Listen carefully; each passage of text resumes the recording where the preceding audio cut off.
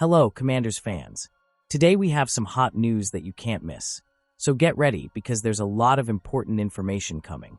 Before we start, we'd like to take the opportunity to subscribe to the channel, activate the bell, and stay up to date with all the news about our Washington Commanders. Don't forget to leave a like, which really strengthens our community and helps bring this content to the most passionate fans of the team. Now, without further ado, let's get straight to today's news. Commanders 7-round 2025 NFL Mock Draft, Deebo Samuel Trade Edition. The Washington Commanders did more than just scout potential draft prospects at the NFL Scouting Combine. Adam Peters was looking for veteran help on the trade market, agreeing to a deal with the San Francisco 49ers for wide receiver Deebo Samuel Sr. This was another significant statement from the Commanders. They want to build on a memorable first year under the new regime. They don't want this new momentum to go to waste. Peters is leaving no stone unturned and is attacking with conviction when the opportunity presents itself. Samuel is a dynamic and versatile player. Rebounding from a down year is essential, but the Commanders are confident that a new challenge is exactly what the former number 2 pick out of South Carolina needs at this stage of his career. It didn't take much for the Commanders to see what Samuel could bring to Cliff Kingsbury's offense. A 5th-round selection was enough compensation to get the deal done. If the wideout can recapture his Pro Bowl-caliber production with quarterback sensation Jaden Daniels leading the charge, he'll have absolute steel written all over him. The Commanders must maximize all of their NFL draft assets after the Deebo Samuel trade. Parting with another draft pick was a risk that Peters considered acceptable. However, it further diminished Washington's draft assets at its disposal in 2025. The Commanders have 6 selections in all 7 rounds. There's a good chance Peters could get more draft capital in some capacity, perhaps by trading down at some point or finding a trade partner for veteran defensive tackle Jonathan Allen. But make no mistake, Peters won't be happy with the current number. Peters wants to build through the draft. There's an urgent need to maximize Daniels' rookie contract with Washington's Super Bowl window wide open, so finding the right balance is crucial. Fortunately for fans, they're no longer apprehensive about the future. There's hope.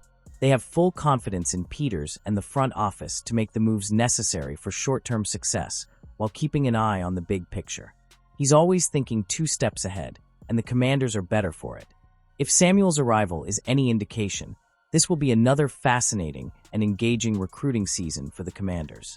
If Peters can find the right quality to fit seamlessly into the team's improved culture, the better Washington's chances will be in 2025 and beyond. Using Pro Football Network Simulator, we took a look at how the Commanders might approach their 2025 NFL draft selections in our post-Samuel trade and combine mock. Commanders draft Derek Harmon, defensive line Oregon Ducks. Round number 1, pick number 29. The Washington Commanders are preparing for life without Jonathan Allen. His trade request was granted by the franchise heading into the final year of his deal. It's the right time, even if it leaves a huge hole on the field and in the locker room. Allen's production has declined over the past 2 years, but his leadership has remained exceptional. The Commanders have Darren Payne and Johnny Newton to pick up the slack, but that won't be enough if Washington wants to keep up with the Philadelphia Eagles going forward. With the Commanders finding their number 2 wideout via trade, General Manager Adam Peters would likely want to trade down from number 29 overall. Talent drops off after the first 15 picks, and value can be found later. Returning for extra cap space is something the front office leader will strongly consider if the right offer comes along.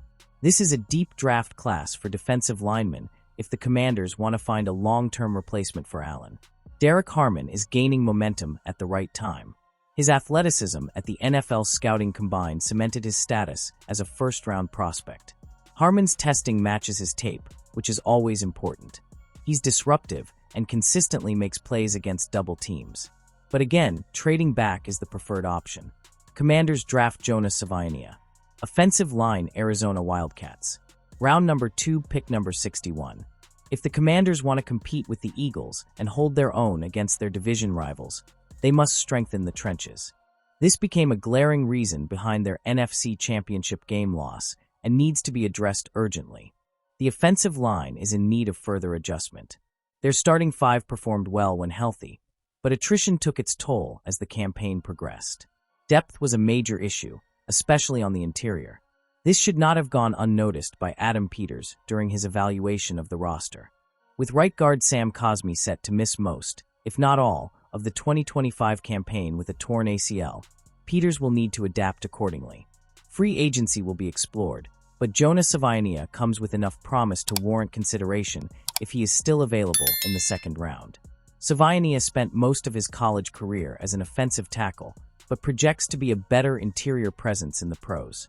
He's a master at gaining leverage and holding it, which makes him a tough proposition to beat in pass protection.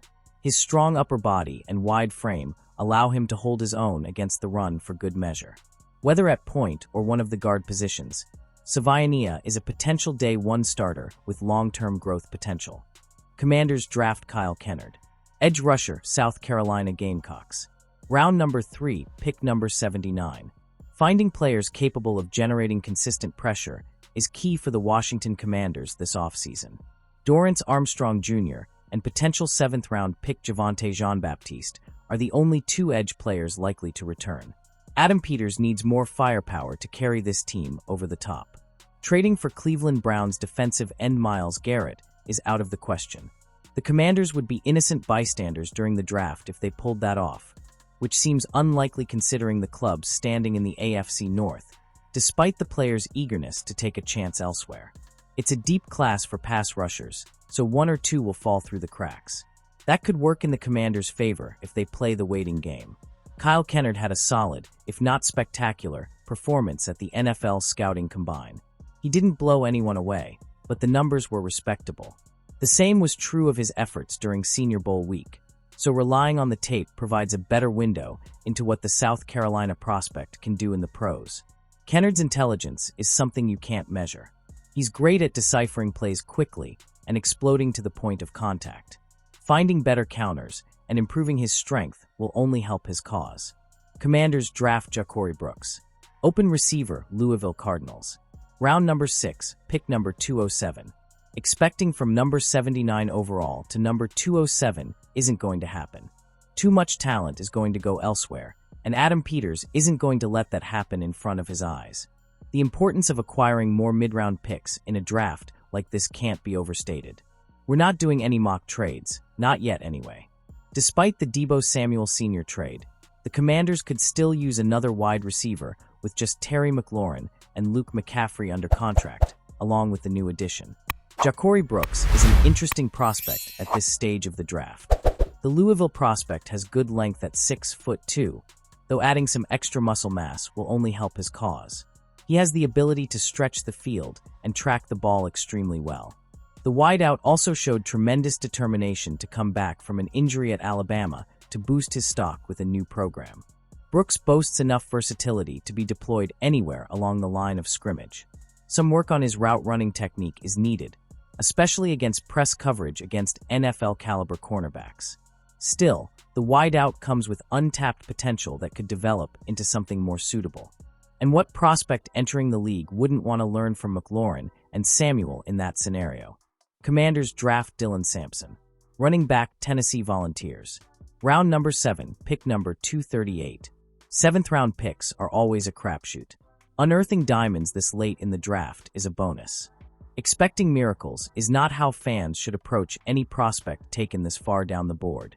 There is growing belief that the Washington Commanders will add to their cap space at running back this offseason. The free agent market is thin, so looking at a deep draft class represents the best and most cost-effective solution. The Commanders will have Brian Robinson Jr. and Austin Ekeler around for the final year of their respective deals.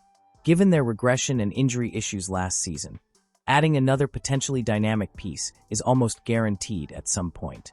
Finding value may be the best approach, especially given the need to shore up the trenches. Free agency will provide the clues, but Dylan Sampson represents value here. Why Sampson is being largely overlooked is baffling. He was sensational for the Tennessee Volunteers in 2024, racking up 1,491 rushing yards and 22 touchdowns to earn SEC Offensive Player of the Year honors. He also added 20 receptions for 143 receiving yards on the ground. Sampson isn't the biggest. Still, he has enough qualities to make an impact at the NFL level. He's explosive, has exceptional contact balance, and boasts the vision to turn the smallest gaps into big gains. If Sampson is still around at this point, which will be jaw-dropping, the Commanders could decide. Commanders draft Jalen Conyers. Tight end, Texas Tech Red Raiders. Round number 7, pick number 250.